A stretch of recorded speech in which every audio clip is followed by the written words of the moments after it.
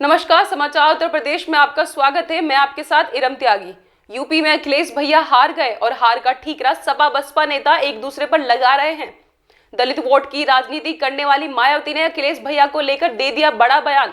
देखिए क्या कहा मायावती ने कहा है कि मनुवादी मीडिया ने नैरेटिव बनाया कि बीजेपी को सिर्फ सपा रोक सकती है, इससे मुसलमान वहां पूरी तरह से शिफ्ट हो गया। मैं फिर कहती हूँ कि पूरा का पूरा मुसलमान वोट सपा को चला गया है, जिसे देखते हुए दूसरे दलित और हिंदुओं के वोट सपा की गुंडागर्दी आतंकवाद को याद करते हुए बीजेपी में चले गए। विधानसभा 2022 के चुनाव के बाद हार से सभी पार्टियां बौखला गई हैं। हार के बाद आग बबूला होते हुए मायावती ने कहा, बीएसपी ने सपा पर भरोसा किया, यह हमारी सबसे बड़ी भूल थी। संतोष की बात यह है, खासकर मेरी बिरादरी का वोट चट्टान की तरह मेरे साथ खड़ा रहा है। उनका जितना भी आभार मैं व्यक्त करूं उतना ही कम है। मुस्लिम समाज का वोट अगर दलित के साथ मिलता तो परिणाम चमत्कारी होते नजर आते। सपा ने मुस्लिम वोटों का एक तरफा शिफ्ट होना ही हमारी हार की सबसे बड़ी वजह रही है। हमें 1977 के चुनाव में कांग्रेस की हार की तरह लोगों ने खड़ा कर दिया गया है, लेकिन जिस तरीके से कांग्रेस खड़ी हुई उसी तरीके से बीएसपी भी दोबारा खड़ी होगी। चलते चलते हम बात कर लेते हैं 2007 में सरकार बनाने वाली बसपा की। आज सिर्फ एक सीट पर सिमटी रह गई है। दरअसल 38 साल पहले 1984 में बनी बसपा 2022 के चुनाव में आते आते एक सीट पर पहुंच चुकी है। जिस बसपा ने 2007 में उत्तर प्रदेश में भारी बहुमत के साथ सरकार बनाई थी, वहीं 10 साल में सिमट कर एक विधायक पर आ गई है। 2022 के चुनाव में सिर्फ एक विधायक रसदा से उमा शंकर सिंह ने जीत हासिल की है। वहीं 1993 से बसपा ने विधानसभा चुनाव में 65 से 70 सीटों पर जीतना शुरू किया। 2002 में भाजपा के साथ मिलकर सरकार बनाने वाली बसपा का वोट प्रतिशत 23% पार करने लग गया था। 2007 में बसपा को सबसे ज्यादा 40.43% वोट मिले और उसने अपने दम पर सरकार भी बनाई। 2022 आते आते बसपा महज 13% पर आकर सिमट गई है। मायावती को इस बात का बड़ा ही गहरा सदमा लगा। इस खबर में फिलहाल इतना ही। देश और दुनिया की तमाम खबरों से जुड़े रहने के लिए देखते रहिए समाचार उत्तर प्रदेश। नमस्कार। जबकि सच्चाई इसके विपरीत है, बिल्कुल उलट है, क्योंकि भाजपा से बसपा की लड़ाई राजनीतिक के साथ साथ सिद्धांतिक व चुनावी भी थी। लेकिन मीडिया द्वारा इस प्रकार के लगातार दुष्प्रचार आदि किए जाने के कारण भाजपा के अति आक्रामक मुस्लिम विरोधी चुनाव प्रचार से मुस्लिम समाज ने एक तरफा तौर पर सपा को ही अपना वोट दे दिया तथा इससे फिर बाकी भाजपा विरोधी हिंदू लोग भी बसपा में नहीं आए। और यदि ये सभी लोग इन अफवाहों का शिकार ना हुए होते तो फिर यूपी का चुनाव परिणाम कतई भी ऐसा नहीं होता जैसा कि हुआ है। और अब समय बीत जाने के बाद ये लोग दोबारा से ज़रूर पछताएंगे। लेकिन इससे ये स्पष्ट है कि मुस्लिम समाज का वोट यदि दलित समाज के साथ मिल जाता, जैसा कि बंगाल के चुनाव में टीएमसी के साथ मिलकर भाजपा को धराशायी करने का चमत्कार परिणाम दिया था, तो फिर वैसे ही परिणाम यहाँ भी दोहराए जा सकते थे। साथ ही ये लोग हमेशा इस तथ्य को ऐन वक्त पर भूल जाते हैं कि केवल बीएसपी ही यूपी में भाजपा को सत्ता में आने से रोक सकती है, सपा नहीं। इनकी इसी गलत सोच का ही ये नतीजा है कि भाजपा फिर से सत्ता में वापस यहाँ आ गई है। और यदि यूपी में तिकोना संघर्ष हुआ होता, जिसकी पूरी संभावना भी थी, तो तब यहाँ यूपी के परिणाम बीएसपी की अपेक्षा के मुताबिक आते तथा फिर भाजपा को सत्ता में आने से रोक लिया जाता। अर्थात कुल मिलाकर मुस्लिम समाज बीएसपी के साथ तो लगा रहा, किंतु इनका पूरा वोट समाजवादी पार्टी की तरफ शिफ्ट कर गया। और इनके इस गलत फैसले से बीएसपी को बड़ा भारी नुकसान ये हुआ कि बीएसपी समर्थक अपर कास्ट व ओबीसी समाज की विभिन्न जातियों में भी ये डर फैल गया कि सपा के सत्ता में आने से दोबारा यहाँ जंगल राज आ जाएगा और फिर ये लोग भी भाजपा की तरफ चले जाएंगे। इस प्रकार से भाजपा को हराने के लिए मुस्लिम समाज ने बार बार आजमाई हुई पार्टी बीएसपी से ज़्यादा सपा पर भरोसा करने की बड़ी भारी भूल की है, जिसकी सज़ा बीएसपी को मिली है। यह काफ़ी कड़वी व सीख लेने वाली भी है। जिसकी सज़ा बीएसपी को मिली है कि हमने इन पर भरोसा किया, जिसकी सज़ा बीएसपी को मिली है वह काफ़ी कड़वी व सीख लेने वाली भी है। इसलिए इस कड़े अनुभव को खास ध्यान में रखकर ही अब बीएसपी आगे अपनी रणनीति में बदलाव जरूर लाएगी।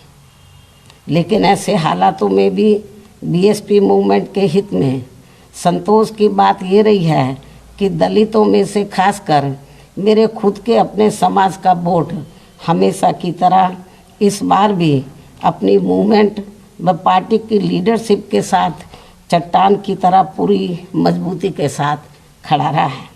जिन पर मैं कितना भी गर्व महसूस करूं वह कम ही होगा, तथा उनका जितना भी मैं आभार प्रकट करूं वह कम ही होगा। और अब मेरी उन सभी से ये भी अपील है कि उन्हें अपना मनोबल बिल्कुल भी नहीं गिरने देना है, क्योंकि बाबा साहब के अनुयायी कभी भी अपनी हिम्मत नहीं हारते हैं तथा वे अपना संघर्ष लगातार जारी रखते हैं। सफलता फिर एक दिन झक मारकर हमारे कदम जरूर चूमेगी। हमें बाबा साहब के कारवा को न रुकने देना है न झुकने देना है। साथ ही हमें ये भी मानकर चलना चाहिए कि अब बुरा वक्त ख़त्म होने वाला है, क्योंकि पूरा खून पसीना बहाने के बावजूद भी जो यूपी का इस बार परिणाम आया है तो उससे बुरा और क्या हो सकता है। अर्थात पार्टी के लोगों को निराश व हताश कतई नहीं होना है और अपने स्वाभिमान व मूवमेंट की सफलता के लिए पहले की तरह ही पूरे जी जान से पार्टी के कार्य में लगे रहना है। साथ ही इस बार यूपी में पार्टी की अपेक्षा के मुताबिक नतीजे नहीं आने को लेकर फिर से मैं उन्हें ये कहना चाहती हूँ, इस बार चुनाव में मुसलमानों का वोट एक तरफा सपा की ओर जाते देखकर दलित वर्ग में से मेरे खुद के समाज को छोड़कर बाकी सभी हिंदू समाज ने सपा के रहे गुंडा, माफिया, आतंकी व भ्रष्ट राज को याद करके तथा ये सोचकर कि कई हिंदुओं का वोट बंटने से सपा सत्ता में वापस ना आ जाए, इसके डर से इन्होंने बीजेपी की नीतियों व कार्यशैली से दुखी व परेशान होते हुए भी अपना एक तरफा वोट बीजेपी को अंदर ट्रांसफ़र कर दिया, जिसने फिर बीएसपी को सन 1977 में कांग्रेस पार्टी की हुई स्थिति की तरह यहाँ इस चुनाव में लाकर खड़ा कर दिया है। हालांकि इसके बाद फिर अगले हुए चुनाव में कांग्रेस पार्टी पूर्व की तरह यूपी सहित देश के अन्य राज्यों में भी पुनः सत्ता में वापस आ गई थी। कहने का तात्पर्य ये है कि राजनीति में कभी कभी वर्तमान की तरह ऐसे उतार चढ़ाव भी आते हैं जिससे अपनी पार्टी के लोगों को भी दुखी होकर शांत बैठने की बजाय या इधर उधर भटकने की बजाय बल्कि ऐसी बदली हुई परिस्थितियों का भी मुकाबला करने के लिए अपनी वर्तमान रणनीति में परिवर्तन करके आगे बढ़ना होगा। और इसके लिए बाबा साहब के राजनीतिक जीवन संघर्ष व उनकी सोच को भी ध्यान में रखकर अपनी पार्टी के जनाधार को फिर से कैडर के जरिए आगे बढ़ाना है। साथ ही इस मामले में हमें ये भी याद रखकर आगे बढ़ना है कि कांग्रेस ने बाबा साहब को अपने रास्ते का रोड़ा मानकर इनको सीधे चुनाव में कामयाब नहीं होने दिया था, लेकिन उन्होंने इससे भी अपनी हिम्मत नहीं हारी थी और फिर यहाँ जातिवादी व्यवस्था के शिकार हुए लोगों को एकजुट व संगठित होकर उन्हें राजनीति में आगे आने की भी सलाह दी थी, ताकि फिर वे सत्ता के जरिए अपना खुद का विकास व उत्थान आदि कर सकें, जैसा कि हमने यूपी में 4 बार करके दिखाया भी है। साथ ही उन्होंने उस समय कांग्रेस जैसी अन्य उन सभी जातिवादी पार्टियों से भी अलग रहने की भी सलाह दी थी, जिनकी जातिवादी सोच में कोई परिवर्तन नहीं आ रहा था। इसलिए इन सब बातों को ध्यान में रखकर अपनी पार्टी के लोगों को फिर से यह अपनी पार्टी व मूवमेंट को आगे बढ़ाना है। इन्हीं ज़रूरी बातों के साथ ही अब मैं बीएसपी के सभी छोटे बड़े पदाधिकारियों, कार्यकर्ताओं एवं अनुयायियों के साथ साथ सर्व समाज के उन सभी लोगों का भी हृदय से आभार प्रकट करती हूँ, जिन्होंने बीएसपी को जिताने के लिए यहाँ रात दिन काफ़ी कड़ी मेहनत की है तथा पूरे तन मन धन से भाजपा को हराने के लिए यहाँ लगे रहे हैं। साथ ही उत्तराखंड व पंजाब राज्य के भी पार्टी के अपने सभी छोटे बड़े पदाधिकारियों, कार्यकर्ताओं एवं अनुयायियों का भी मैं पूरे तय दिल से आभार प्रकट करती हूँ, जिन्होंने वहाँ पार्टी को कामयाब बनाने के लिए अपनी पूरी कोशिश की है। हालांकि इन राज्यों में भी हमें उम्मीद के मुताबिक सही सफलता नहीं मिली है, जिसका पार्टी को काफ़ी दुख व चिंता भी है।